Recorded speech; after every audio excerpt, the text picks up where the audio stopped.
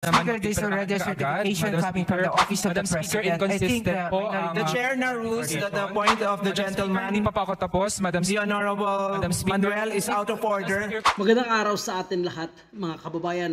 Nanganganib ngayon itong representative ng Kabataan Party List na si Raul Manuel dahil sa kanyang pinakitang kabastusan at pambabastos na hindi dapat gayahin or sundin ng mga kabataan na kanyang nirepresenta. Binastos niya itong chair ng House of Representatives, mga kababayan po natin, na kahit pa pinatigil na nga itong magsalita dahil umano tapos na ang kanyang oras at pagkakataon na magsalita, ay patuloy pa rin ito na nagsasalita at nagwawala ng mga kababayan at ini-insist na tama ang kanyang sinasabi. Kaya posible umano, mga kababayan po natin, nakasuhan sa Committee on Ethics itong si Raul Manuel at posibleng masibak pa, mga kababayan po natin, dahil sa kawalang respeto dito sa House of Representatives. Kabastusan umano, mga kababayan natin.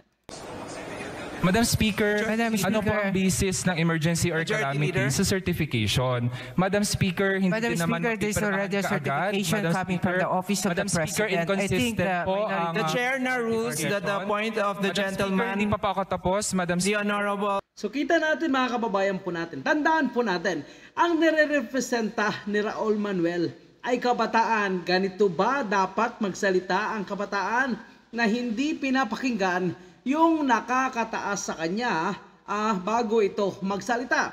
Dahil ini-insist niya ang kanyang gustong sabihin, samantala ini-interrupt na nga siya dahil may limit lamang ang oras ng kanilang pagsasalita. Kaya nga kinakat na ito at napilitan ng patayin ang microphone ni Raul Manuel dahil hindi niya na sinusunod ang rules ng House of Representatives. Kaya nga naman si Congressman Padua ay sinita na ito at pinapadilit nga itong record kung saan ay lumabas yung pagiging bastos nitong si Representative Raul Manuel ng Kabataan Party List.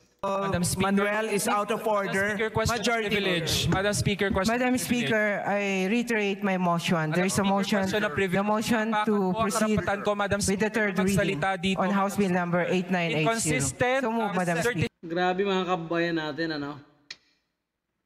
Napakabastos talaga. Secretary Generals directed to read the title of the measure and therefore call the roll for nominal voting. Yan ang pag-eksena ni Kabataan Party List Representative Raul Manuel habang pinagbobotohan sa Kamara nitong Miyerkules ng gabi ang approval ng 2024 National Budget Bill. At hindi lang yon, muling umeksena si Manuel matapos raw siyang patayan ng mikropono. Kaya si Abang Lingkod Representative Carlos Paduano to the rescue at pinatanggal sa official records ng plenaryo ang mga sinabing ng mga kaliwang kongresista. Pinatayin pa po ako ng mic, Madam Speaker. Nakakabastos naman sa mamamayan. So nakakabastos pa umano, mga kababayan po natin, sa mamamayan na siya nga ang nagpakita ng pambabastos sa kanyang kasamahan. Lalo na itong chairman na nakaupo kung saan ay tapos na ang kanyang ang oras at sinasabing out of order na siya pero hindi ito nakinig. Kayo po, mga kababayan po natin, bilang isang Pilipino at bilang isang tagasunod ng ating batas, tama ba ang ginawa ni Raul Manuel bilang taga-representa ng ating mga kabataan?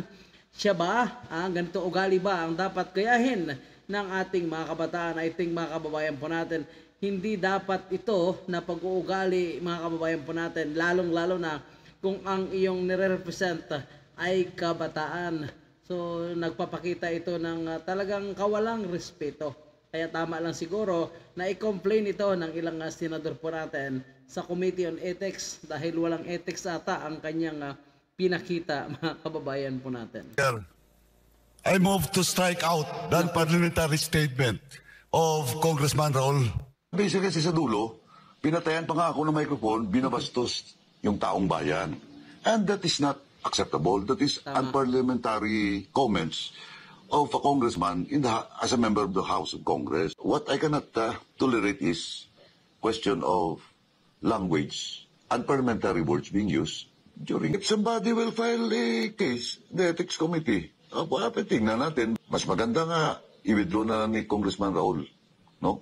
he apologized, he withdrew it. But of course, sabi ko na nga, before the journal, during resumption, before the journal we approve, I will reiterate my motion that it should be strike out. Kung itong NTF-ELCAC is the solution for the AFP slowly making transition, going to focusing on external security, why not give them the budget? Now, let us see, after 3 years, we will evaluate, we'll assess. If indeed, tama ang request. So yun nga mga kababayan po natin at isa nga po sa talagang ikinagagalit ni Raul Manuel, mga kababayan po natin, ay patungkol po dito sa NTF-ELCAC. So ayaw na ayaw niya mga kababayan po natin itong NTF-ELCAC at nais niya nga itong ipa-abolish.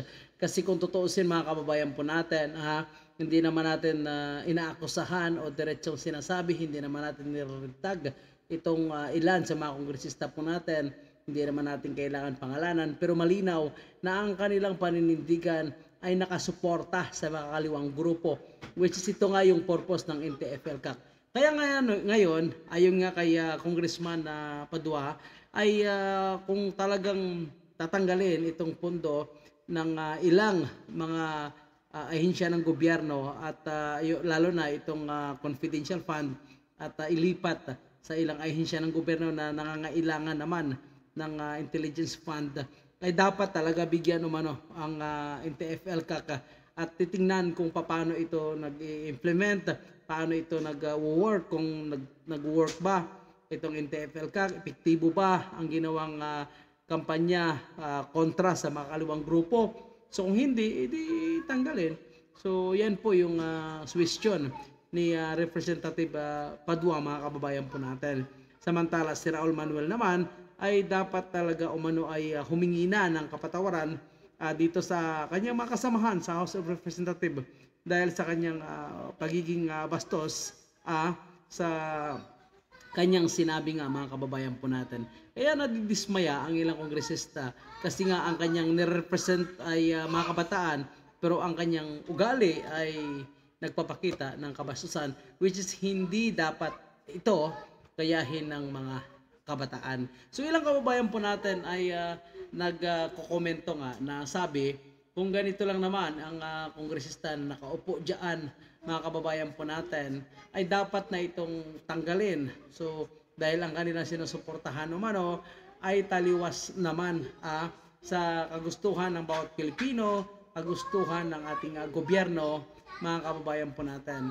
So palagay nyo, ano nga ba ang karapat-dapat na gawin kay Raul Manuel? Dapat na ba itong ma-expel dahil sa kanyang pinakitang kabastusan? Dapat ba itong humingi ng kapatawaran dahil sa kanyang hindi pinakita na inappropriate na ugali po, mga kababayan po natin? Tama kaya na ireklamo ito sa Committee on Ethics? So kung ano po ang inyong komento, ano po yung inyong opinion bilang isang Pilipino na tayo ang nagbibigay ng sahod sa mga kongresistang ito, pero ang pinapakita ay kabastusan, which is napapanood sa national television, mga kababayan po natin.